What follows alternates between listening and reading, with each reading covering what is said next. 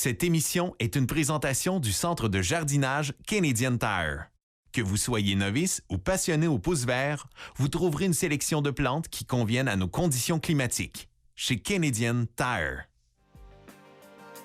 Bienvenue à cette 5e émission de Secrets de jardinage. Aujourd'hui, nous parlerons des milieux humides, des plantes de nos grands-mères. Nous aurons la chronique Canadian Tire, mais tout d'abord, découvrons comment cultiver des légumes dans des contenants très spéciaux.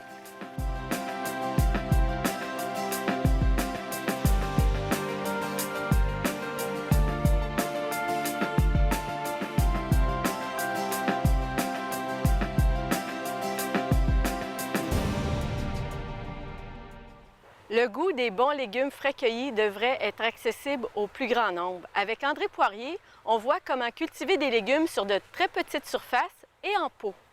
Bonjour André. Bonjour Guylaine. Alors, à qui s'adresse la culture sur de petites surfaces ou en pot? La culture en pot, ça s'adresse à tout le monde. Ceux qui ont ils ont des petites surfaces, ils n'ont pas grand terrain, ils peuvent les placer sur leur perron ou après le montant de perron, accroché après les gouttières. Ça se fait n'importe comment, la culture en pot. Quels légumes se comportent bien là, dans la culture en pot? La culture en pot, les légumes, moi je dirais que la plupart des légumes, tu peux les avoir dans des contenants. Tu peux les concombres, les piments, les tomates, les patates, les fraises. Même les carottes. Les carottes aussi. Tu peux, même la salade. Tu peux, les radis, tu peux faire ça aussi. C'est tous les légumes que tu penses, là, ça va dans des pots. Puis, quand on parle de pots, est-ce qu'il faut se précipiter au magasin ou quel genre de pot on peut choisir? Les pots, moi, j'en ai pris de différentes sortes. J'ai pris des contenants à peu près de 3 pieds qu'on accroche après les galeries. Après ça, j'ai pris un pot plus grand un peu qu'on peut mettre assez grand, là, à peu près 1,5 pied de diamètre. J'ai pris aussi un autre contenant que c'était une vieille poubelle recyclée. J'ai coupé le fond, puis j'ai planté dedans. Ça fait la même chose. Fait qu'on... Allez-y. Puis aussi, j'ai des contenants de fleurs qu'on achète, puis après ça, on ne sait plus quoi faire avec ça l'automne, mais on les garde, mais on peut planter dans ça aussi. Ça fait très bien la job. Alors, on va prendre quelques légumes, puis on va parler là, plus concrètement de leur culture. On va commencer avec, ici, votre magnifique piment. Oui, les piments d'Espelette, c'est toutes des semences que j'ai parties au sous-sol. En quel mois? À peu près au mois de mars environ. Puis ça a donné des très jolis plants. C'est surprenant de voir les légumes que j'ai eus. C'est magnifique. Les couleurs, n'importe quelle sorte de piment que tu peux planter dans des récipients aussi. Fait que dans la même jardinière, vous avez... Après ça, dans la même jardinière, pour me donner de l'espace, j'ai planté des cocombes. J'ai planté 3 pieds de cocombes dans la jardinière. Puis ça fait la même chose. C'est très bien. J'ai eu beaucoup de cocombes dans ça aussi. Puis vous les avez mis sur un treillis plutôt que les laisser... J'ai mis sur un treillis, pas qu'ils tombent à terre aussi. Parce que c'est pas bon de les avoir au sol, des bébites ou vice-versa. Quelque chose qu'on voit moins. On continue notre visite. La culture? Ça, la culture ici, c'est des pommes de terre que j'ai essayé, voir si ça donnait des bons résultats. Les résultats sont magnifiques. Puis aussi, quand ça fleurit, vraiment, la fleur est magnifique aussi, quand c'est le temps de la floraison. C'est une très bonne manière d'avoir des patates nouvelles aussi. Par contre, il faut faire attention d'avoir un récipient assez creux. Assez creux, puis qu'on puisse renchausser aussi les pommes de terre aussi. Fait que vous prenez de la terre d'un sac que vous remettez dedans? Oui. Ça, dans le fond, je laisse à peu près, comme moi, à peu près 6 pouces dans le fond. Après ça, je place mes pommes de terre. Combien, Après ça, combien de tubercules pour ce pot-là? Ce pot-là, j'ai placé 4 tubercules. Puis un tubercule supposé dans une terre normale donne 10 patates. Un tubercule. Donc, on espère une récolte de 40 pommes de terre. Peut-être. On continue avec la préférée de tout le monde, la tomate. La tomate, ça, c'est un récipient d'un fond de poubelle c'était vraiment plus bonne, là. Mais là, j'ai coupé la poubelle, puis j'ai planté des tomates dedans. Vous avez combien de plants là, dans cette... J'ai 3 plants de pieds de tomates. 2 gros, puis des timétimes, des petites tomates cerises. Ça fait très bien l'affaire, c'est en abondance. Après ça, j'ai un beau plant de cocombe anglais. Un plant de cocombe anglais. J'ai planté 2 plants de cocombe anglais. Puis ça ici, ça a grimpé avec un filet que j'avais installé. Ça grimpe après. Puis c'est magnifique, les cocombes que ça l'a donné. Plusieurs, je pense que c'est 4-5 cocombes actuellement qu'on a dégusté sur ce pied-là. C'est magnifique. Fait que donc, c'est avec la jardinière recyclée là, qui a probablement accueilli des fleurs l'année Avec la passée. jardinière recyclée, c'est ça qu'on plante dans ça. Tout le monde peut le faire, mais on pense que ça ne fonctionnera pas, mais magnifique. On va voir un exemple de jardinière, mais avec des tomates cerises. Oui, ça ici, c'est un essai que j'ai fait avec des tomates cerises Timetim. Puis, c'est magnifique. Magnifique. On ne fournit pas à les manger. Il y en a beaucoup. Ça fournit tellement, mais magnifique. C'est pour ça qu'on dit qu'on peut les accrocher où qu'on veut, les jardinières, en fin de compte. Moi j'ai un piquet ici pour accrocher des fleurs, mais là, je les mets après. C'est décoratif en même temps. C'est décoratif en même temps. On va terminer avec votre culture la plus spectaculaire. Et regardez bien à la maison. Ça, c'est un pied de tomate ordinaire. Parce que dans des jardinières, on peut placer n'importe quelle sorte de pied de tomate. Si ça n'a pas d'importance, ça peut être des tomates cerises ou n'importe quelle sorte de tomates. Ça pousse très bien. Ils sont toujours accessibles. Toujours accessibles. C'est pour ça que c'est vraiment nouveau pour moi là, de voir des beaux pieds de tomates comme ça. Donc, pour ceux qui voient, pour bien comprendre ce qu'on voit ici, c'est que le plant de tomate pousse par le fond du contenant et non par le haut du contenant. C'est ça. Pousse par le fond. Tout à l'heure, on va vous expliquer la manière de planter votre pied de tomate. Pour ce qui est des arrosages, là, il y a quelque chose à faire attention. Les arrosages, c'est plus fréquent un arrosage dans des contenants qu'en pleine terre. C'est environ 2 fois par jour selon le soleil qu'on a. Ça prend plus d'eau, ça c'est sûr. Mais pas de problème, quand on aime le jardinage, c'est pas un problème pour nous autres. Parlez-nous de votre système goutte à goutte. Quand vous partez en vacances, par exemple. J'ai un système de goutte à goutte que j'ai acheté. Ça va sur un contenant d'une bouteille de liqueur ou n'importe de 2 litres. Avec le fond qui est coupé, on ploie ça avec le système. Puis ton système de goutte à goutte, il va être bon pour la bouteille, elle va être bon pour une journée complète avec le goutte à goutte. Donc, on peut calculer à peu près 2 litres d'eau 2 litres d'eau pour une journée. Pour une journée. Oui. Je m'en vais vous montrer la manière de cultiver des plants de tomates en pot facilement dans des pots suspendus qui nous restent à la maison.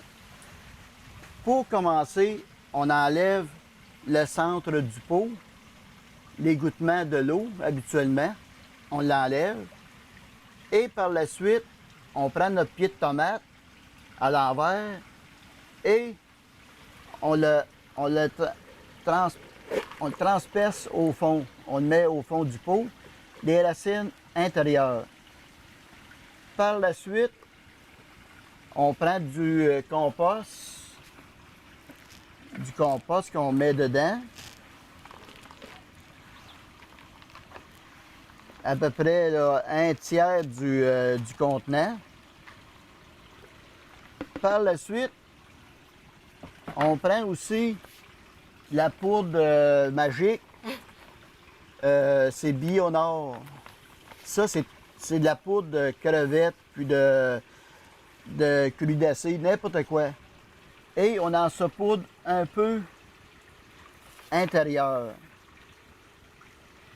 Par la suite, on prend la terre à jardin et on remplit le pot à peu près aux 3/4. Comme ça ici. Il faut se garder à peu près un pouce de distance en dedans ici pour quand on va arroser, que l'eau va rester à l'intérieur. Et c'est pas plus compliqué que ça. On a seulement que accrocher notre pot à quelque part après une gouttière ou n'importe où là, que vous pouvez avoir un bon support. Après avoir bien arrosé. Après avoir bien arrosé. Alors, voilà une technique spectaculaire. Merci beaucoup, M. Poirier, pour ces apprentissages. Merci. On retrouve des milieux humides à la campagne, mais il existe aussi des milieux humides en milieu urbain. Carline Gazal, du service de l'environnement de la ville de Victoriaville, nous présente les milieux humides de Victoriaville. Bonjour, Carline. Allô? Alors, pour débuter, définis-nous ce qu'est un milieu humide. Bien, il y a 4 types de milieux humides. Alors, on a les étangs, comme on voit ici, l'étang Roger-Paquette. Il y a aussi les marais. On a des exemples de marais à Victoriaville, le réservoir Baudet, juste avant, là, vis-à-vis la passerelle, dans le fond, il y a des beaux marais qui sont présents là, à l'embouchure du réservoir Baudet sur la rivière Bulstrode. Et ensuite, on a les tourbières. Les tourbières à Victoriaville, il n'y en a pas beaucoup, mais on a beaucoup de marécages. Les marécages, ils sont plus difficiles souvent à cerner parce qu'ils sont boisés. Donc, on en a ici à la Terre des Jeunes, un secteur qui est un petit peu plus humide, là, en forêt ici, qui est un marécage, donc souvent un petit peu plus difficile à trouver ou à bien délimiter. Sinon, bien, les milieux humides, bien, on sait que l'eau s'accumule dans ces milieux humides-là et il y a beaucoup de faune et de flore variées, donc des milieux très diversifiés. Victoriaville a répertorié ces milieux humides. Combien en avons-nous? Puis est-ce qu'il y en a qui se démarquent des autres? Oui, il y en a environ 80 là, qui ont été caractérisés par une firme là, qu'on a mandatée il y a 2 ans. Donc, sur tout le territoire, il y en a en milieu agricole, il y en a en milieu urbain. Alors là-dessus, bien là, il y en a 8 qui ont une valeur plus élevée, donc ils sont vraiment souvent plus ils ont une superficie plus grande et ils ont des particularités souvent au niveau des espèces, au niveau de la diversité qu'on leur retrouve là, au niveau végétal, mais aussi animal là, dans ces milieux-là. Est-ce que la Ville de Victoriaville va poser des gestes particuliers pour préserver ces milieux exceptionnels-là? Oui, on est en cours là, de processus pour un plan de conservation des milieux humides. Donc, c'est sûr, même les citoyens vont devoir peut-être participer parce que certains milieux humides ne sont pas nécessairement sur les terrains qui appartiennent à la ville, donc qui appartiennent à certains propriétaires qui peuvent être agricoles ou autres. Donc, on va pouvoir aussi leur donner là, des conseils pour, à long terme, comment protéger ces milieux-là d'une façon comme la conservation volontaire, des choses comme ça, des processus qu'on peut faire pour avoir peut-être même bénéficié au niveau du propriétaire de terrain pour avoir, exemple, des économies au niveau foncière ou des choses comme ça. Okay. Donc, c'est en processus, on travaille là-dessus présentement. Fait que nous sommes sur le magnifique site de l'étang Roger-Paquette à Terre-des-Jeunes. Oui. Prenons cet exemple-là pour vous nous expliquer les rôles et les fonctions d'un milieu humide. Donc, un milieu humide, c'est comme une éponge. Alors, quand il y a des averses, quand il y en a des pluies abondantes, ils vont retenir l'eau.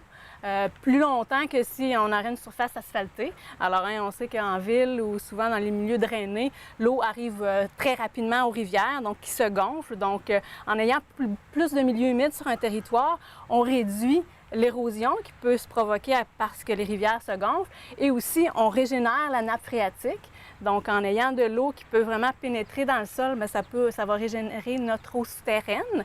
Et aussi au niveau d'un filtre, on sait que justement, quand il y a beaucoup de pluies abondantes, on sait que les sols sont lessivés quand ils sont à nu. Donc, ces protections-là, ces milieux humides-là vont retenir l'eau d'une période de temps, vont la filtrer, comme on voit bien ici, là, les plantes aquatiques, les plantes filtrantes à l'intérieur de l'eau, bien, ils vont vraiment aller chercher le phosphore, l'azote, tout ce qui est matière nutritive pour éviter que ça se retrouve plus bas dans la rivière, même les pesticides. Donc, les plantes ont un rôle vraiment intéressant là, au niveau de la filtration de l'eau. Quels sont les animaux puis la flore particulière de l'étang Roger Paquette? Bien, ici, on a des plantes submergées, donc qui sont sous l'eau, des plantes émergentes, donc en partie dans l'eau et à la surface. Puis on a des plantes flottantes aussi. Là, on voit les nénuphars aussi sur l'étang.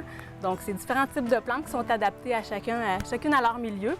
Puis on a les plantes qui sont entre un peu les deux, le milieu terrestre, le milieu aquatique, là, qui vont vraiment protéger nos rives.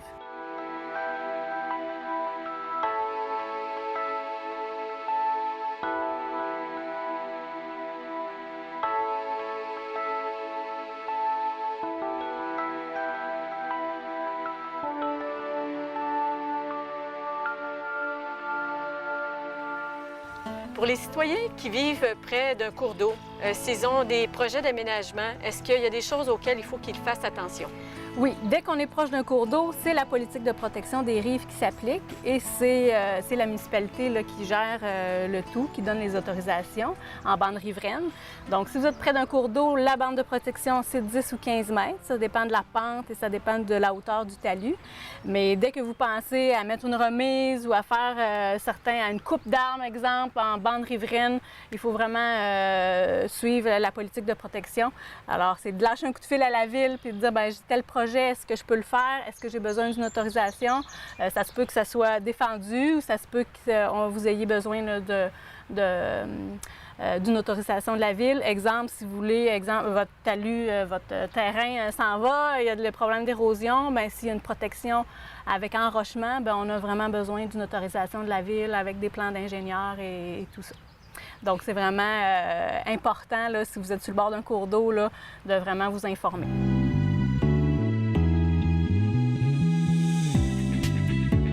Bonjour, voici la chronique Canadian Tire. Aujourd'hui, je vais vous parler des semences à pelouse.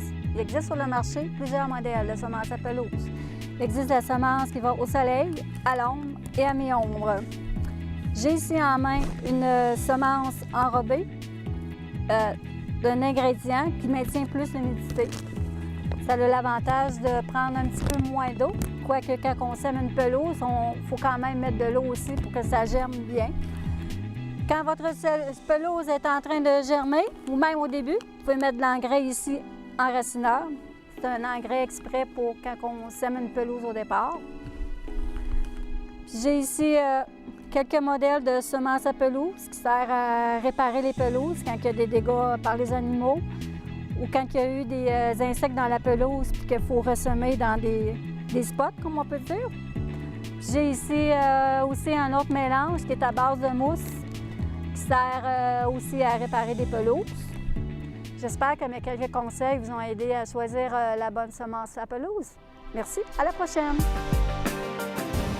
Le jardin est un lieu où on entretient des souvenirs. Le plan d'Osta qu'on a échangé avec une voisine, les bulbes de glaïeul qu'on garde précieusement de nos mères. Cette rencontre a pour thème les plantes de nos grands-mères. Je suis dans le jardin de Gertrude Morissette. Bonjour Gertrude. Bonjour Guylaine. S'il vous plaît, parlez-moi du jardin de votre mère au Saguenay. Avec plaisir. Moi, quand je me remémore notre maison dans laquelle je suis née, je vois le beau, le cœur de Marie, Dicentra spectabilis, le petit arbuste qui fait des beaux petits cœurs. Puis maman, elle aimait tellement, ça trônait au milieu de la pelouse. Puis je vois aussi comment ça s'appelait déjà, ça là, les cosmos. Les cosmos géants qui se balancent au vent sur le bord de la façade de la maison. Puis je vois aussi à côté sur le garage, je vois des grandes fleurs, là, comment ça s'appelait déjà? Des roses trémières. Oui, c'est ça. Ils appelaient ça des passes-roses dans le temps. Oui, des roses très beau. Puis je vois aussi les iris, comme on a ici en arrière. Puis elle avait surtout des framboisiers. 3 beaux rangs de framboisiers qu'il faisait attention comme la prunelle de ses yeux. On n'avait même pas le droit de prendre des framboises. Sauf quand c'était le temps d'aller la ramasser, bien là, il fallait rapporter notre petit plat. Ah oui, c'était extraordinaire. C'est des beaux souvenirs. Alors, parlez-nous de la façon de cultiver ces plantes-là. Vous n'avez pas nommé le dahlia, mais je pense que dans tous les jardins de nos grands-mères, il y en avait. Bien sûr. C'est sûr que ça, c'est des genres de tubercules, OK? Qu'on place au printemps après la dernière gelée. Sinon, on peut partir à l'intérieur aussi, puis ça va fleurir plus vite. Les dahlias, pour les entretenir, justement, il faut attendre après la première neige pour les enlever de la terre. Ils disent que c'est meilleur. Puis là, il faut les assécher. Mettons qu'il fait beau soleil, tu les laisses 2 à 3 jours au soleil ou à l'ombre, dans un endroit sec. Il ne faut pas qu'il pleuve dessus. Tu peux les nettoyer à l'eau aussi avant de les faire sécher. Il y en a qui font ça. Moi, je laisse seulement que les secouer pour enlever le surplus de terre. Je les fais sécher. Puis quand ils sont secs, j'enlève encore la terre qui est sèche. Puis je les enveloppe dans de la gazette. Il y en a qui les mettent dans la vermiculite, c'est bien aussi. L'important, c'est que ces rhizomes-là de dahlia puissent respirer durant tout l'hiver. Respirer, c'est-à-dire que tu ne les mets pas un par-dessus l'autre, puis tu ne les mets pas non plus dans une boîte qui est fermée, tu fais des petits trous dans la boîte. Chaque dahlia, tu les identifies parce qu'il y a des dahlias nains, des dahlias géants, rouges, de toutes les couleurs. C'est extraordinaire. C'est très, très, très beau. Puis au moment de la plantation, on parle aussi souvent de carottes de dahlia. Oui, c'est Alors, ça. est-ce que c'est le printemps qui est la meilleure période pour les séparer, par exemple? C'est le mot que je cherchais. Pour les séparer, c'est juste avant de les planter. Juste avant de les planter, tu peux les séparer, mais tu fais attention, si, mettons, tu coupes ta carotte de dahlia, là, tu la laisses sécher un petit peu là, pour pas qu'elle puisse se pourrir non plus dans la terre. Puis, pour la planter, bien, tu la plantes, je dirais, moi, à peu près, là, pas trop creux non plus. Comme un petit peu les pivoines. Les pivoines aussi, c'est une plante de nos grand-mères. Parce que moi, j'ai vu des haies de pivoines là, chez ma tante Alice. C'était super beau. Chez ma cousine Noëlla aussi. Ma cousine Marie aussi. Puis ma cousine Françoise. Je vais toutes les nommer.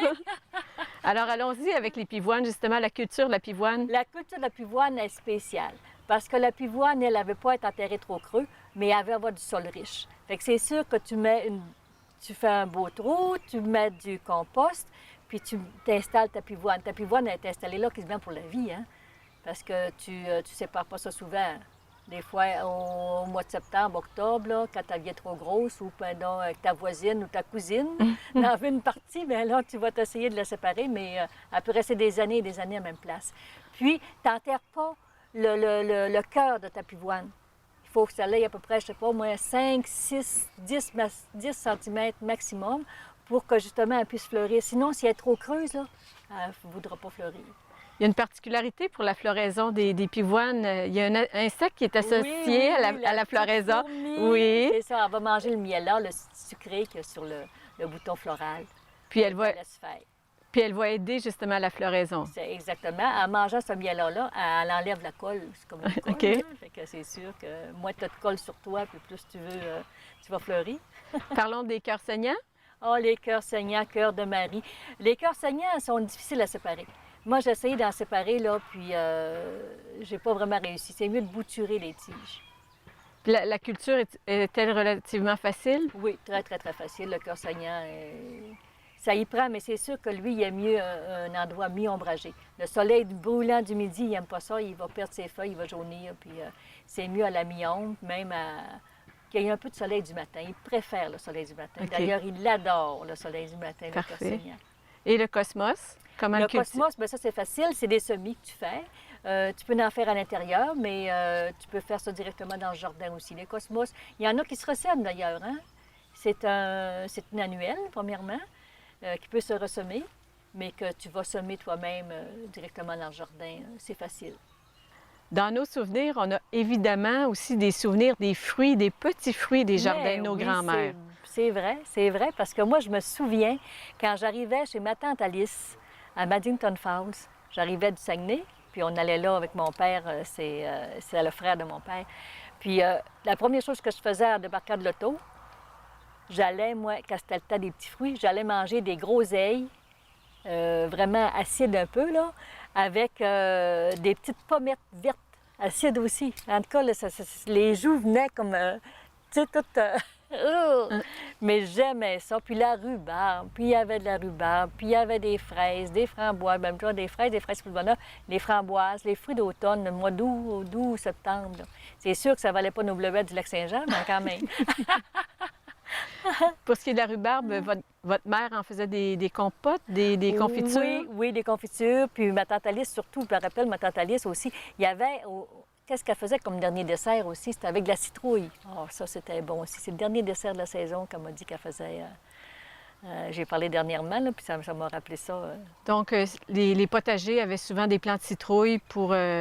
Oui, pour les desserts. Pour les desserts Surtout, de la fin de l'automne. De la soupe aussi, des gâteaux même, ça devait rentrer dans les gâteaux aussi. Hein? La courge, non. La courge, maintenant, aujourd'hui, on cultive beaucoup la courge, mais dans ce temps-là, non. Hein?